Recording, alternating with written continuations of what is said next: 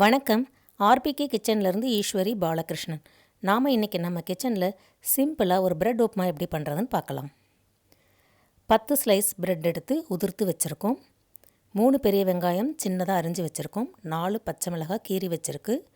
கொத்தமல்லி தழை, கருவேப்பிலை, கடுகு, கடலைப்பருப்பு, உளுத்தம்பருப்பு, சீரகம், வரமிளகாய். 4 டேபிள் ஸ்பூன் ஆயில் சேர்த்துக்கலாம்.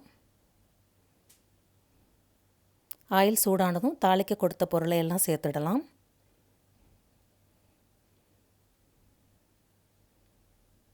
பருப்பெல்லாம் செவந்துடுச்சு. இப்போ வெங்காயத்தை சேர்த்துக்கலாம். கருவேப்பிலை, பச்சை மிளகாய், தேவையான அளவுக்கு உப்பு சேர்த்து ஸ்டவ்வை மீடியமில் வச்சு கிளறி விடுவோம். வெங்காயம் வதங்கிடுச்சு. இப்போது பிரெட் துண்டுகளை கொஞ்சம் கொஞ்சமாக சேர்த்து கிளறி விடுவோம்.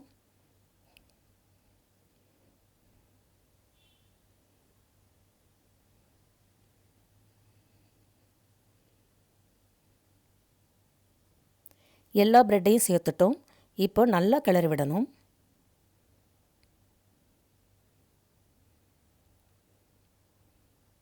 கொத்தமல்லி தழையை தூவிக்கலாம்.